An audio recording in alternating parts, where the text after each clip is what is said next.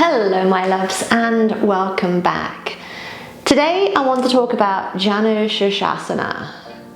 So it's quite an interesting pose and there's a lot that can be going on in this pose that makes it a little bit of a struggle for some people. So we'll discuss how to do the pose, some modifications and adjustments that you can make to make it a little bit more comfortable and accessible, and also a couple of little tips and tricks along the way that can make it a little deeper.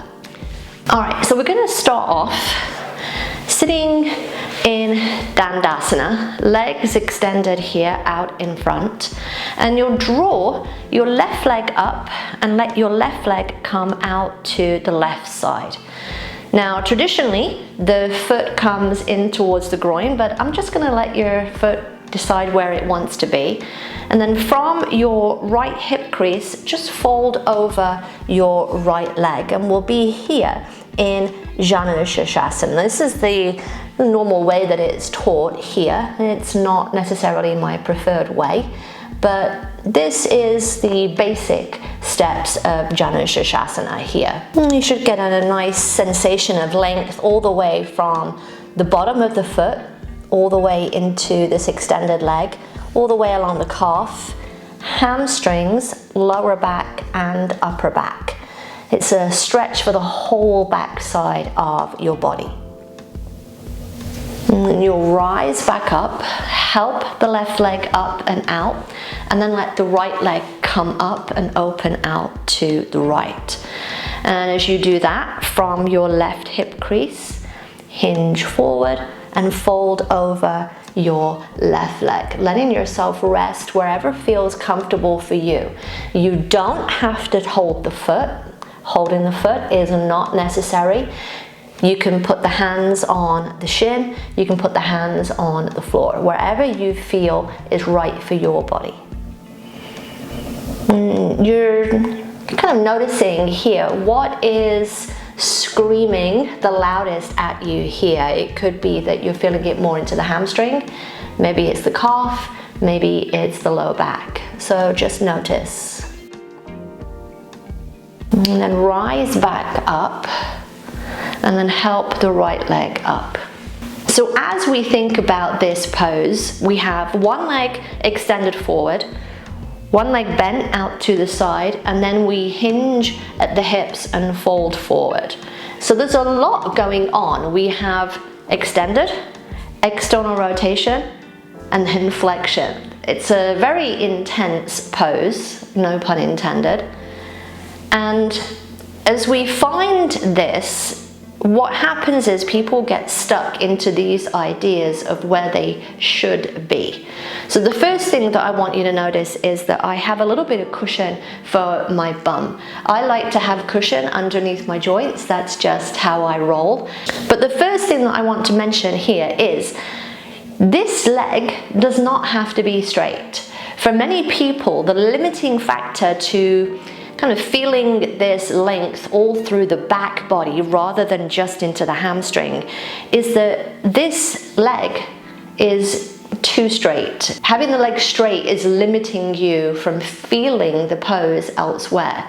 So if you need to, you can either place a block, or maybe it's a rolled up blanket or something underneath your knee, and I'll show you the variation with a rolled up blanket.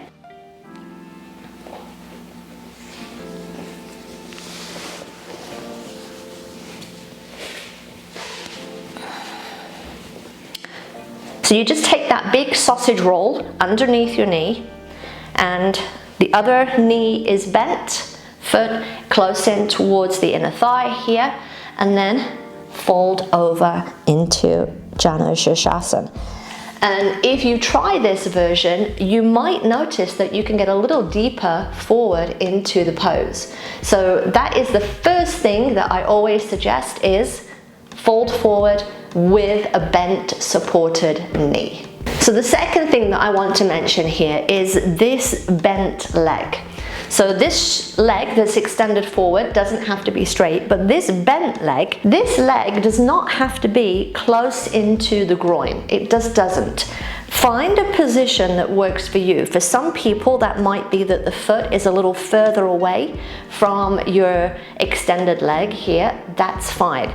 But find a position that works for you. Now, for me, when I'm doing this, there's a big difference in how my right side behaves compared to my left. So notice that for you.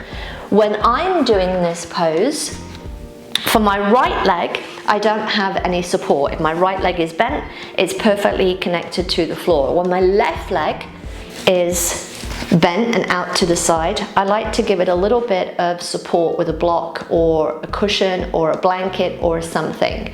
And I do that because this is my hip that's a little tighter on this side.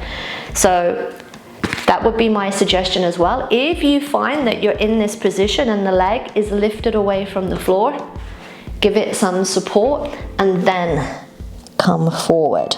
Adjustment number 3 that you can make is tipping from your hip and not your back. So typically the biggest thing that I see in classes is people will come into the setup with their legs, one knee bent, one leg extended, and then they'll do this.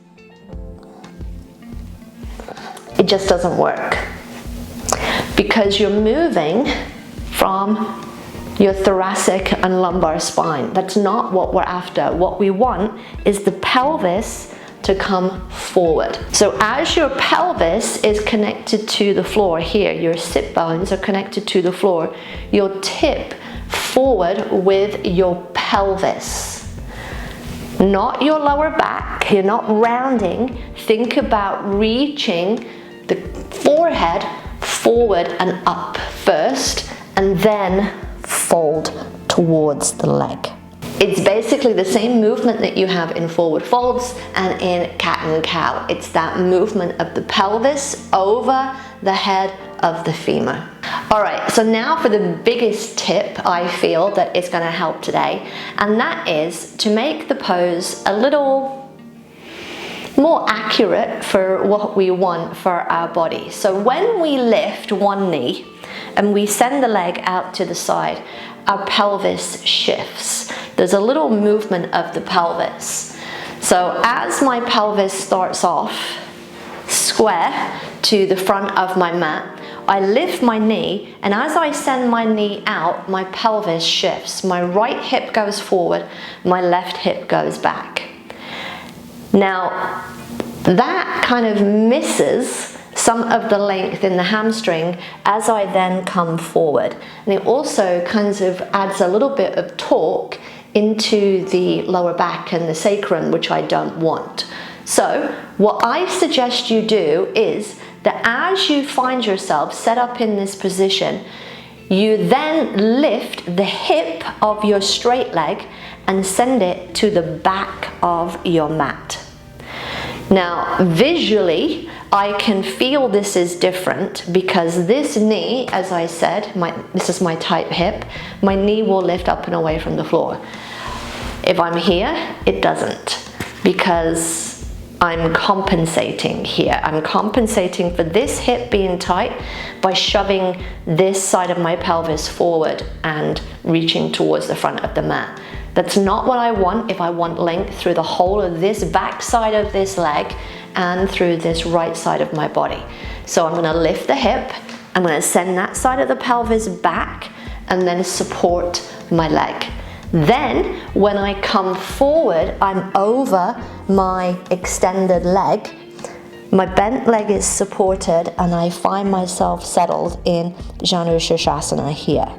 All right, so the final thing that I want to mention is that I've already said that you don't have to hold the foot, but the thing is, holding the foot makes things a little bit more intense, because we start to then incorporate some length into our calf. If we have the toes pointed, it's a little easier if you have tight calves to then come over into Janu Sirsasana. If you want more of an intense sensation, then you can take a strap around the ball of your foot and have the ball of the foot pull back towards the hip here, and then pull forward. If you're looking for more of a sensation into the calf, that might be it. If you can hold the foot, then you can hold the foot instead. But if you're holding the foot and the foot is pointing forward, then maybe think about using the strap and pulling back first. And the final way to make this a little more intense and a little deeper is to use a block. So if you're a flexible, bendy person, the first thing I suggest is try and get with the straight leg hip pulled back, because that might change things completely and you might find that you have more of a hamstring stretch in the pose. The second thing is to use a block. Place the block behind your foot. So now your foot has to be flexed. The toes have to point up towards the ceiling. And then you pull onto the block. And remember, your block has different values. And if that still feels it's a little too easy, use a couple of blocks. All right, my loves, I hope that helped give you a couple of tips and tricks on how to modify and make Janu Sirsasana a little bit more comfortable, and also, for those of you that need it, a little bit more intense. If this helps, then give me a thumbs up and don't forget to subscribe. And remember, my loves, that karma is only a bitch if you are. So be nice, be kind, and be the change that you want to see in the world.